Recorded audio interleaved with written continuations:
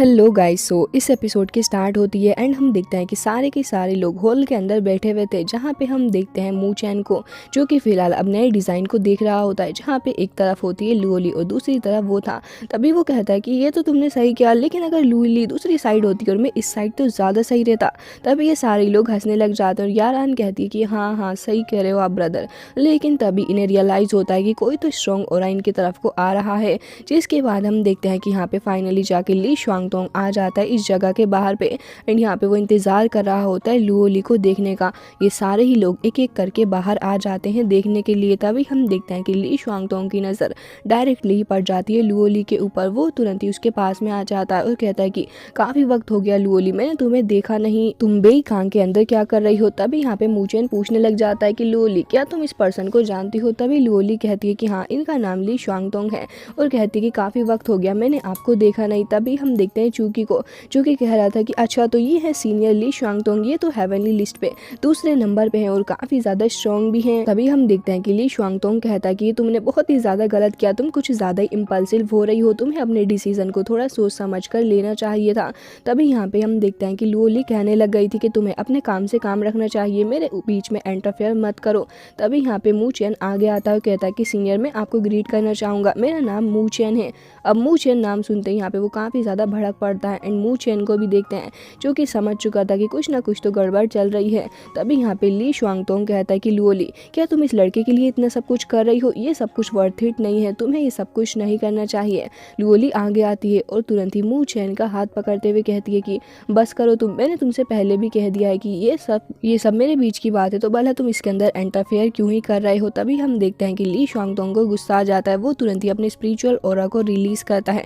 मू चेन आगे बढ़ता है खुद को प्रोटेक्ट करने के लिए और लुओली को भी, जिसके बाद यहाँ पे सीनियर ली कहता है कि जो भी हो, लेकिन लड़के मैं तुम्हें भी यही सलाह दूंगा कि तुम इसे छोड़ दो। लुओली फिर से कहती है कि आखिर तुम्हें समझ क्यों नहीं आ रहा कि तुम हमारे बीच में क्यों ही बोल रहे हो। तभी मू चेन कहता है कि जो भी हो हम सब कुछ देख लेंगे, तो आपको क्या ही परेशानी हो रही है। हालांकि हम लोगों ने साथ में काफ़ी कुछ झीला है, लेकिन जब हम लोग एक दूसरे से दूर हुए तभी हम लोग समझ चुके थे कि हम लोग अब एक दूसरे के साथ ही रहेंगे, भले ही कितना ही ज़्यादा डिफिकल्ट टाइम हमारे बीच में क्यों ना आए, हम लोग अब कभी भी गिव अप नहीं करने वाले।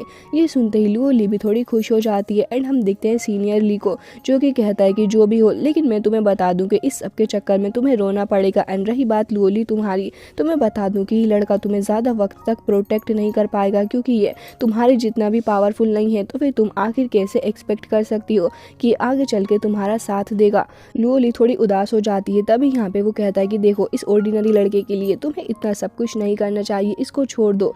लेकिन तभी यहाँ पे मू चेन कहता है कि बस बहुत हो गया तुम्हारा, आखिर तुम हमारे बीच में क्यों ही बोल रहे हो। तभी यहाँ पे वो कहता है कि मैं सिर्फ लुओली की परवाह करता हूँ, इसलिए उसे समझा रहा हूँ कि वो ऐसा सब कुछ ना करे, क्योंकि इससे वो बस सेल्फिश ही नजर आ रही है। और रही बात तुम्हारी, तो फिर तुम तो उसका साथ चाहोगे ही, क्योंकि वो तुमसे ज़्यादा स्ट्रॉन्ग है, तो तुम्हें काफ़ी सारे बेनिफिट्स होंगे।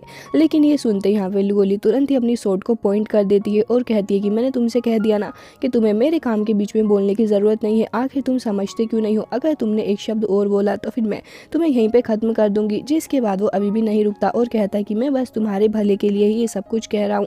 तभी लुओली अपनी सोट को और आगे पॉइंट करती है।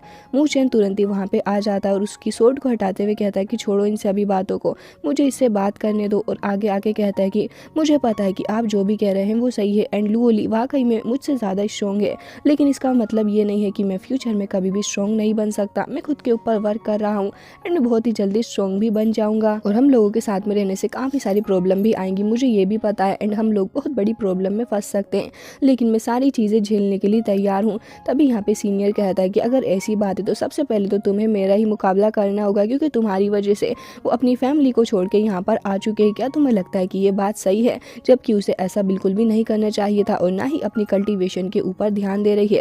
तभी मू चेन कहता है कि ऐसा कुछ भी नहीं है, लुओली जो कर रही है बिल्कुल सही कर रही है, एंड वो अपनी कल्टीवेशन पे सबसे ज़्यादा ध्यान देती हैं। तभी यहाँ पे सीनियर कहता है कि तुम इस बारे में जानते ही क्या हो, मैं तुम्हें बता दूं कि अगर तुम ऐसा करोगे तो तुम्हें बहुत ही हैवी प्राइस पे करना पड़ेगा मुझे, एंड मैं कभी भी तुम्हें लुओली को ऐसे अपने पास में नहीं रखने दूंगा। तभी मू चेन आगे बढ़ते हुए कहता है कि अगर ऐसी बात है तो फिर मैं भी आपसे कहता हूँ कि मैं बहुत ही जल्दी आपको रिप्लेस कर दूंगा उस हेवनली लिस्ट के अंदर से।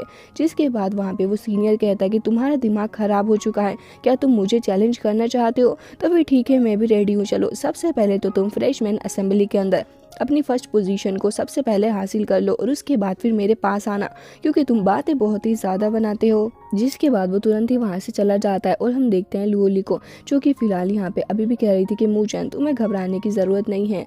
फिलहाल ये सीन यहीं पे कट हो जाता है और हम देखते हैं मूचैन को, जो कि फ़िलहाल अब अपनी कल्टीवेशन के अंदर बैठ गया था और कहता है कि मुझे इस असेंबली के अंदर सबसे पहले फर्स्ट पोजीशन को हासिल करना ही होगा, नहीं तो फिर ये गेम मेरे हाथ से निकलता जाएगा। जिसके बाद हम देखते हैं कि वो कल्टीवेशन करने लग जाता है और ऐसे कल्टीवेट करते करते उसको सुबह हो जाती है। तभी हम देखते हैं कि बाहर से उसकी फ्रेंड की आवाज़ आती है, जो कि कहती है कि मूचैन जल्दी चलो, असेंबली स्टार्ट होने वाली है। जिसके बाद हम देखते हैं कि फाइनली जाके ये सारे ही लोग असेंबली के अंदर जमा हो जाते हैं एंड सब के सब एक दूसरे से बातें करने लग गए थे।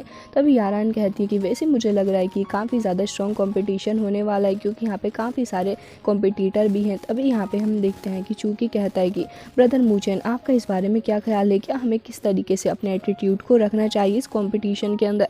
मूचैन कुछ कह पाता इससे पहले ही हम देखते हैं कि यहाँ पे कोई सीनियर आ जाते हैं, जो कि देखने में छोटे मोटे से लग रहे थे एंड यहाँ पे एक लड़की तो ये भी कह देती है कि क्या ये बच्चा, क्या ये यहाँ का सीनियर है। तभी यहाँ पे हम देखते हैं कि सारे लोग चुप हो जाते हैं एंड हम देखते हैं कि वाकई में वो साइज में काफ़ी ज़्यादा छोटे थे और एक बच्चे की तरह ही लग रहे होते हैं। तभी वो कहते हैं कि मैं सारे स्टूडेंट्स को बताना चाहूँगा कि मैं इस जगह का एल्डर हूँ एंड मेरा नाम जूथियान है।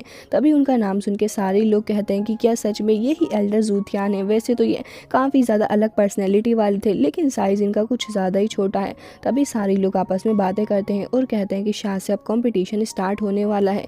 तभी एल्डर जूथियान कहते हैं कि हम लोग तुम्हें एक माउंटेन पे पहुंचाने वाले हैं, जहां पे जाके तुम्हें काफ़ी ज़्यादा स्ट्रॉन्ग एंड पावरफुल ओरा वाली स्पिरिचुअल बीस्ट को जमा करना होगा एंड बस तुम्हारा टास्क यही है।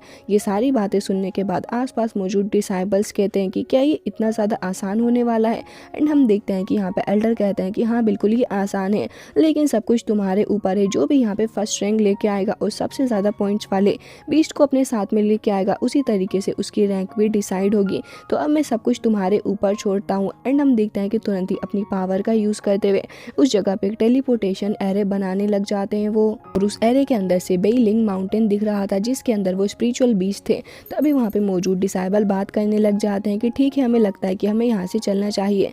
तभी वहाँ पे एल्डर उस जगह के पोर्टल को ओपन करते हैं और कहते हैं कि ठीक है, मैंने यहाँ से रास्ता खोल दिया है, तुम सारे लोग अब जा सकते हो उस जगह पे, लेकिन याद रखना कि मैंने इस कंपटीशन को अब ऑफिशियली डिक्लेयर कर दिया है, तो तुम लोग जितनी देर यहाँ पे रुकोगे तुम लोग उतने ही ज़्यादा लास्ट आओगे। जिसके बाद यहाँ पे मूचैन लुओली को कहता है कि हमें चलना चाहिए, लेकिन मुझे ये ईजी नहीं लग रहा। तभी लुओली कहती है कि बिल्कुल, मुझे तो लग रहा है कि काफ़ी ज़्यादा डिफ़िकल्टी से भरा होगा और हमारी इमेजिनेशन से भी ज़्यादा डिफ़िकल्ट होने वाला है। तो तभी हम देखते हैं कि सारी दोस्तों को आगाह करते हुए कहते हैं कि देख लो, यहाँ पे सीनियर ने तो कह दिया कि ये सिंपल है, लेकिन ये सिंपल नहीं होने वाला, बल्कि काफ़ी ज़्यादा कॉम्प्लिकेटेड होगा, तो तुम लोगों को अपना ध्यान रखना होगा। एंड हम देखते हैं कि यहाँ पे वो दोनों तुरंत ही सबसे पहले चले जाते हैं टेलीपोर्टेशन एरे के अंदर, जिसके बाद एक एक करके सारे ही लोग चले गए थे। एंड हम देखते हैं कि अब जैसे ही वो सारे स्टूडेंट्स उस जगह के अंदर को चले जाते हैं, तभी वहाँ पे एक सेकंड एल्डर कहता है कि एल्डर जूथियान, आपने उन्हें ये चीज़ जान के नहीं बताई कि वहाँ पे माउंटेन के टॉप के ऊपर उन्हें एक काफ़ी ज़्यादा बड़े खतरे का सामना करना पड़ सकता है, तो क्या